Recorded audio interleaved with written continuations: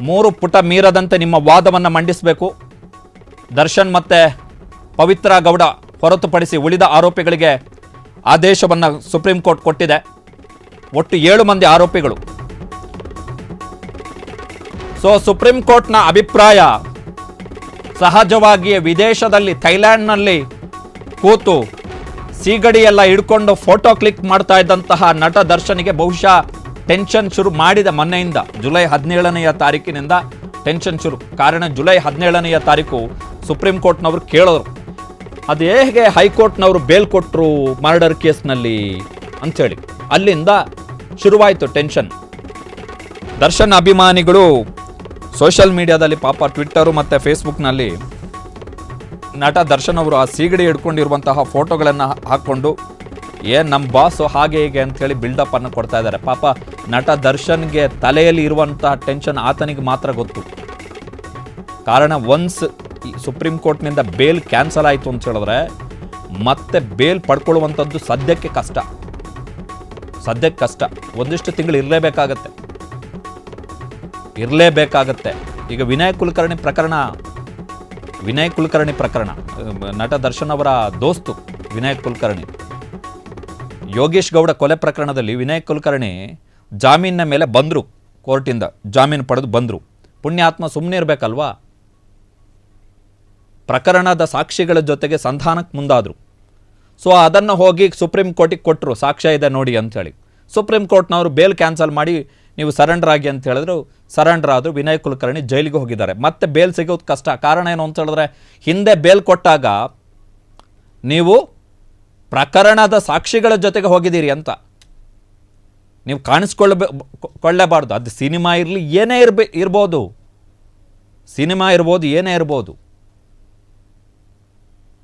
ನಟ ಚಿಕ್ಕಣ್ಣ ಅವರ ತಪ್ಪಂತ ಹೇಳೋಕ್ಕಾಗಲ್ಲ ಇದರಲ್ಲಿ. ಬಟ್ ನಟ ದರ್ಶನ್ ಬೇಲ್ ಕಂಡೀಷನ್ ಇರುತ್ತೆ. ಏನು ಪುಕ್ಸಟೆ ಸಡನ್ ಆಗಿ ಬೇಲ್ ಕೊಡಲ್ಲ. ಅದರಲ್ಲಿ ಕಂಡೀಷನ್ಗಳಿರ್ತವೆ. ಪ್ರಕರಣದ ವಿಚಾರಣೆಗೆ ಅಡ್ಡಿಪಡಿಸಬಾರ್ದು, ವಿಚಾರಣಾಧಿಕಾರಿ ಕರೆದಾಗ ಹೋಗಬೇಕು, ಟ್ರಯಲ್ ಕೋರ್ಟ್ನಲ್ಲಿ ವಿಚಾರಣಾ ನ್ಯಾಯಾಲಯದಲ್ಲಿ ಯಾವಾಗೆಲ್ಲ ವಿಚಾರಣೆ ನಿಗದಿಯಾಗುತ್ತೆ ಆಗೆಲ್ಲ ಹೋಗಬೇಕು. ಪ್ರಕರಣದ ಸಾಕ್ಷಿಗಳ ಜೊತೆಗೆ ಗುರುತಿಸ್ಕೋಬಾರ್ದು, ಅವ್ರ ಮೇಲೆ ಪ್ರಭಾವ ಬೀರುವಂಥ ಪ್ರಯತ್ನವನ್ನು ಮಾಡಬಾರ್ದು. ಇನ್ ಕೇಸ್ ಬೇರೆ ಎಲ್ಲಾದರೂ ಹೋಗೋದಾದರೆ ಮಾಹಿತಿಯನ್ನು ಕೊಟ್ಟು ಹೋಗಬೇಕು, ಅನುಮತಿಯನ್ನು ಪಡೆಯಬೇಕು. ಇಷ್ಟೆಲ್ಲ ಕಂಡೀಷನ್ಗಳು ಇರ್ತವೆ. ಆ ಕಂಡೀಷನ್ಗಳನ್ನು ಫಾಲೋ ಮಾಡಲಿಲ್ಲ ಅಂದರೆ ಬೇಲ್ ಕ್ಯಾನ್ಸಲ್ ಆಗುತ್ತೆ. ಕಂಡೀಷನನ್ನು ಫಾಲೋ ಮಾಡದೆ ಹೋದರೆ it the ground for cancellation of bail. ಜಾಮೀನಿನ ರದ್ದತಿಗೆ ಅದೇ ಆಧಾರ. ಜಾಮೀನು ಕೊಡುವಂಥ ಸಂದರ್ಭದಲ್ಲಿ ಅಷ್ಟೆಲ್ಲ ಕಂಡೀಷನ್ ಹಾಕ್ತಾರೆ. ಸೊ ಈಗ ಥೈಲ್ಯಾಂಡ್ನಲ್ಲಿದ್ದಾರೆ. ಬೆಂಗಳೂರಿನ ಟ್ರಯಲ್ ಕೋರ್ಟು, ವಿಚಾರಣಾ ನ್ಯಾಯಾಲಯ ಇವರಿಗೆ ವಿದೇಶಕ್ಕೆ ಹೋಗಲಿಕ್ಕೆ ಅವಕಾಶವನ್ನು ಕೊಟ್ಟಿತ್ತು. ಕಾರಣ ಏನು ಅಂತ ಹೇಳಿದ್ರೆ, ಹೈಕೋರ್ಟ್ನವರು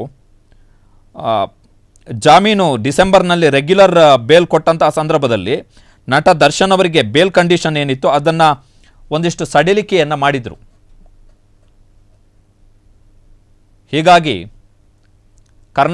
ಬೆಂಗಳೂರಿನ ನ್ಯಾಯಾಲಯದಲ್ಲಿ ನಾನು ವಿದೇಶಕ್ಕೆ ಹೋಗಲಿಕ್ಕೆ ಅನುಮತಿಯನ್ನು ಕೊಡಬೇಕು, ಕರ್ನಾಟಕ ಹೈಕೋರ್ಟ್ ಕೂಡ ಬೇಲ್ ಕಂಡೀಷನನ್ನು ಸ್ವಲ್ಪ ಸಡಿಲಿಕೆ ಮಾಡಿದೆ, ಅದರ ಆಧಾರದಲ್ಲಿ ನನಗೆ ಫಾರಿನ್ಗೆ ಹೋಗ್ಲಿಕ್ಕೆ ಅವಕಾಶವನ್ನು ಮಾಡಿಕೊಡ್ಬೇಕು ಅಂತೇಳಿ ಇವರು ಮನವಿಯನ್ನು ಮಾಡಿಕೊಂಡಿದ್ರು. ಸೊ ಅದಕ್ಕೆ ಟ್ರಯಲ್ ಕೋರ್ಟ್ನವರು ಒಪ್ಕೊಂಡು ಈಗ ಜುಲೈ ಅಂತ್ಯದವರೆಗೆ ಅವರಿಗೆ ಫಾರಿನ್ಗೆ ಹೋಗ್ಲಿಕ್ಕೆ ಅವಕಾಶವನ್ನು ಮಾಡಿಕೊಟ್ಟಿದ್ದಾರೆ. ಹೋಗಿ ಬನ್ನಿ, ಆಯಿತು ಸಿನಿಮಾ ಶೂಟಿಂಗಿಗೆ ಹೋಗಿ ಬನ್ನಿ ಅಂಥೇಳಿ. ಬಟ್ ಈಗ ಬೇಲ್ ರದ್ದಾದರೆ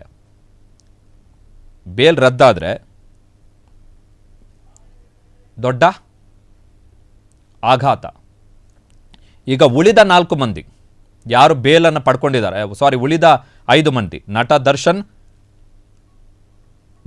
ದರ್ಶನ್ ಗೆಳತಿ ಪವಿತ್ರ ಗೌಡ, A1 ಪವಿತ್ರ ಗೌಡ, A2 ನಟ ದರ್ಶನ್, ಮತ್ತು ಇವರ ಆರ್ಗ್ಯುಮೆಂಟ್ ಮುಗ್ದೋಗಿದೆ.